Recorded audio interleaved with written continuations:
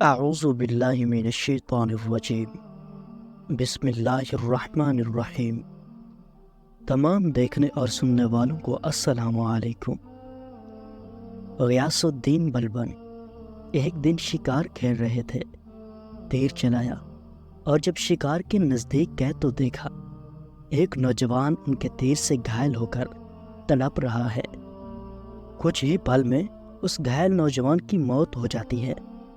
پتہ کرنے پر معلوم ہوا کہ وہ پاس ہی کے ایک گاؤں میں رہنے والے بزرگ کا اکلوتا سہارا تھا اور جنگل سے لکڑیاں چن کر بیچتا اور جو ملتا اسی سے اپنا اور اپنی ماں کا پیٹ بھرتا تھا۔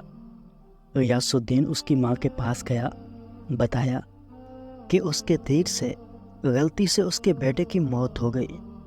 ماں روتے روتے بے ہوش ہو گئی۔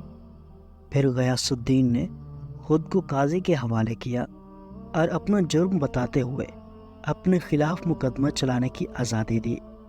قاضی نے مقدمہ شروع کیا۔ بوڑھی ماں کو عدالت میں بلایا اور کہا کہ تم جو سزا کہو گی وہی سزا اس مجرم کو دی جائے گی۔ بوڑھی عورت نے کہا کہ ایسا بادشاہ پھر کہاں ملے گا جو اپنی ہی سلطنت میں اپنے ہی خلاف مقدمہ چلائے۔ اس غلطی کے لیے جو اس نے جان بوجھ کر نہیں کی، آج سے غیاث الدین ہی میرا بیٹا ہے اور میں اسے معاف کرتی ہوں۔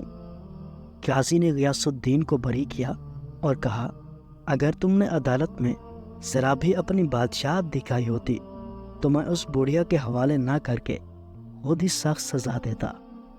اس پر غیاث الدین نے اپنی کمر سے خنجر نکال کر کہا اگر تم نے مجھ سے مجرم کی طرح رویہ نہ اپنایا ہوتا اور میری بادشاہت کا خیال کیا ہوتا تو میں تمہیں اسی خنجر سے موت کے گھاٹ اتار دیتا۔ پیارے دوستو، یہ تھی آج کی ویڈیو۔ امید کرتا ہوں کہ یہ ویڈیو آپ کو پسند آئی ہوگی۔